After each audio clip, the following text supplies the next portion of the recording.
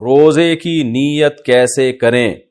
روزے کی نیت کیسے کی جاتی ہے؟ اگر سحری میں آنکھ نہ کھلے تو روزے کا کیا حکم ہے؟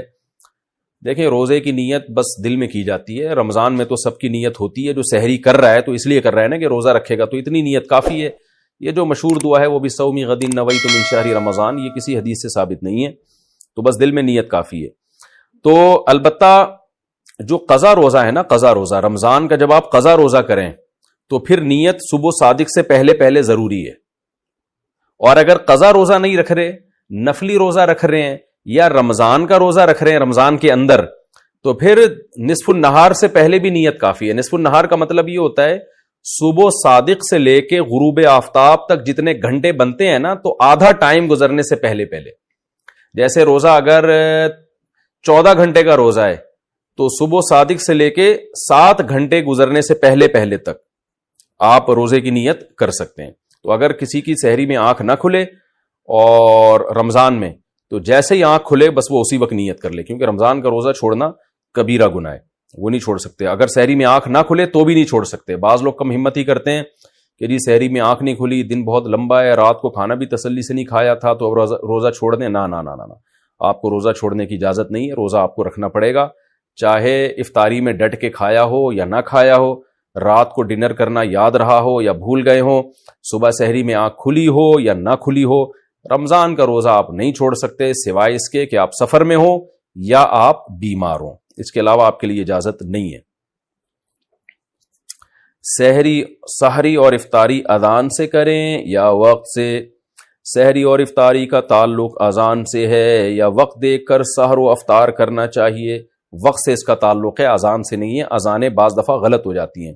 بعض اہل حدیث حضرات یہ کرتے ہیں کہ سورج ابھی آدھا غروب ہوتا ہے تو وہ اذانیں دے کے سب کا روزہ توڑوا دیتے ہیں، خراب کر دیتے ہیں. تو میں نہیں کہتا سارے اہل حدیث ایسا کرتے، لیکن ان اہل حدیث کی خدمت میں گزارش ہے کہ خدارا آپ اپنا مسلک دوسروں پہ تھوپتے کیوں ہیں؟ اگر آپ کی رائے یہ ہے کہ آدھا سورج غروب ہونے پر افطار جائز ہے تو آپ کر لیں، لیکن آپ اذان دے کے سب کے روزے توڑوا دیتے ہیں اور اپنی رائے سب پہ مسلط کرتے ہیں، تو یہ بہت غلط ہے، یہ بہت زیادتی ہے. نہیں، آپ اختلافی ایک مسئلہ ہے تو اس میں اپنی رائے زبردستی ٹھونس کیوں رہے ہیں آپ دوسرے کے اوپر؟ بعض دفعہ ایسے ہوئے ہیں واقعات کہ کسی اہل حدیث کی مسجد سے اذان ہی پہلے ہو گئی، تو ان سے پوچھا گیا تو کہہ رہے ہیں ہمارے مسلک میں اور یہ حدیث کی روشنی میں جائز ہے، حالانکہ ایسا نہیں ہے. حدیث سے آپ کی ایک رائے ہے، آپ نے حدیث کی ایک تشریح کی ہے، تو اس تشریح کی وجہ سے آپ کی یہ رائے ہے نا، تو آپ اپنی رائے دوسری کی رائے پہ مت تھوپیں مت اس کو. تو اس لیے اگر کسی نے اذان سن کے روزہ افطار کر لیا اور بعد میں دیکھا کہ ٹائم ابھی داخل نہیں ہوا تھا تو اس کا روزہ ٹوٹ گیا، اس کو قضا کرنی پڑے گی. اور اگر پتا تھا اس کو کہ روزے کا ٹائم ابھی شروع نہیں ہوا، سورج مکمل غروب نہیں ہوا ہے، پھر بھی اس نے اذان سن کے روزہ توڑ دیا، تو پھر کفارہ بھی لازم ہوگا اس کے اوپر. تو اس لیے اذان کے بجائے نا جو سحر افطار کے جو ٹائم کے جو جدول ملتے ہیں، نقشے ملتے ہیں، ان کو دیکھا کریں اور اس سے بھی احتیاطاً 2 منٹ بعد روزہ کھولیں. یہ جو حدیث میں آتا ہے کہ جلدی افطار کا ہمیں حکم ہے، تو بالکل ایسا ہی ہے، لیکن جلدی کا مطلب یقین تو ہو کہ سورج غروب ہو گیا ہے. تو یہ جو نقشے ہمیں ملتے ہیں جن میں سورج غروب ہونے کا ٹائم لکھا ہوتا ہے، یہ احتیاطی ٹائم ہوتا ہے، یقینی نہیں ہوتا، یعنی 100% اس پہ یقین نہیں ہوتا. لہذا اس میں کم از کم 2 منٹ کی احتیاط لازمی کیا کریں. میرا یہ معمول ہے ہمیشہ سے کہ اگر سورج غروب ہونے کا ٹائم 6:30 لکھا ہوا ہے تو میں 6:32 پہ افطار کرتا ہوں. تو سحری میں بھی بہتر ہے کہ 1 منٹ پہلے بند کر لیں. تو اس لیے اس میں احتیاط کے پہلو کو پر عمل کرنا چاہیے. ہاں، اگر آپ نے کئی بار تجربے کے بعد دیکھ لیا کہ ہماری مسجد کی اذان صحیح ٹائم پہ ہوتی ہے، جو غروب آفتاب کا ٹائم لکھا ہے اس سے 2 منٹ بعد ہوتی ہے، تو پھر آپ اذان پہ افطار کر لیں. تو میں جہاں رہتا ہوں یہاں ہم نے مؤذن کو پابند بنایا ہوا ہے کہ بھائی جو غروب آفتاب کا ٹائم ہے، جو ایگزیکٹ ٹائم ہے نا، اس سے 2 منٹ کے بعد آپ نے اذان دینی ہے. تو وہ دیتے ہیں اس طرح، پھر ہمیں اطمینان ہوتا ہے کہ اذان صحیح ٹائم پہ ہو رہی ہے، تو پھر آپ اذان پہ افطار کر سکتے ہیں. سارا دن محنت کی ہے تو 1-2 منٹ میں کیا جلد بازی کر کے کیا کر لیں گے بھائی؟ کیوں اپنے روزے کو مشکوک بناتے ہیں؟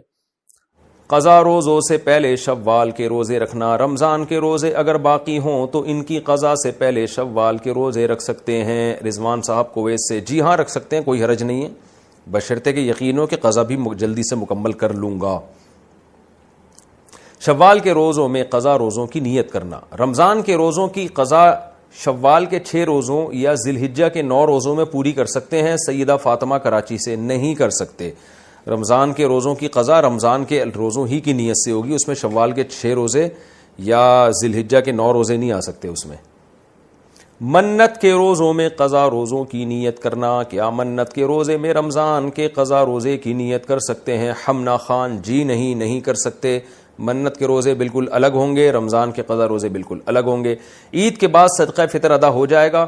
عید تک کوئی مستحق تلاش کرنے کے باوجود نہ ملے تو عید کے بعد ادا کرنے سے صدقہ فطر ادا ہو جائے گا. تنوین خار انڈیا سے, جی ادا ہو جائے گا, کوئی حرج نہیں ہے اس میں. بہتر تو یہ کہ اس سے پہلے دے. مرحوم کی طرف سے روزے رکھنا. کوئی شخص فوت ہو جائے اور اس کے ذمے روزے باقی ہوں تو کیا اس کے وارث کی طرف سے روزے رکھ سکتے ہیں؟ شمس الحق دبئی سے. اس بارے میں دلائل متعارض ہیں. راجح بات یہی ہے ہماری نظر میں کہ نہیں رکھ سکتے روزے. ہاں اس نے روزہ رکھنے کی, روزے کے فدیے کی وصیت کی ہو, میت نے اگر وصیت کی ہو تو پھر 1/3 مال میں سے اس وصیت کو پورا کیا جائے گا, اور اگر وصیت نہیں کی تو پھر فدیہ بھی نہیں دیا جائے. یہ فدیہ دینا بھی لازم نہیں ہے. ساری زندگی کے روزوں کا کفارہ کیا ہے؟ اگر کوئی شخص فوت ہو جائے اور اس کے ذمے ساری زندگی کی نمازیں اور روزے ہوں تو اس کے لیے کیا کیا جائے؟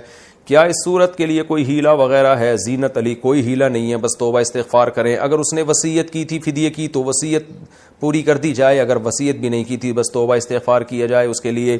روزے کے فدیے کی رقم کہاں خرچ کی جائے؟ مرحوم والدین کے روزے یا نماز کے فدیے کی رقم کن مصارف میں خرچ کی جا سکتی ہے؟ تعمیر مسجد یا مدرسہ میں, یا کسی غریب سگے یا دور کے رشتہ دار کو دی جا سکتی ہے؟ شوکی صاحب کراچی سے.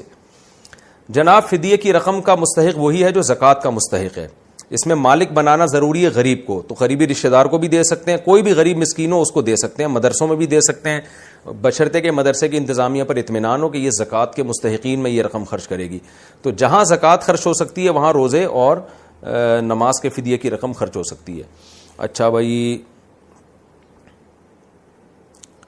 8 سال کے سجدہ تلاوت کی قضا کا طریقہ. اگر کسی شخص نے پچھلے 8 سالوں سے اب تک لا علمی کی وجہ سے سجدہ تلاوت ادا نہ کیا ہو تو کیا حکم ہوگا؟ عرفان صاحب دبئی سے.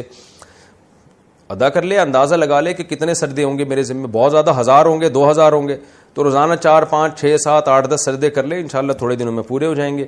تو کوئی بہت زیادہ ٹائم تو نہیں لگتا سجدہ کرنے میں. اور ثواب کتنا ہے سجدہ کرنے کا؟ حدیث میں آتا ہے جو ایک سجدہ کرتا ہے اللہ اس کا ایک درجہ بلند کرتا ہے اور ایک گناہ اللہ اس کا معاف کرتا ہے.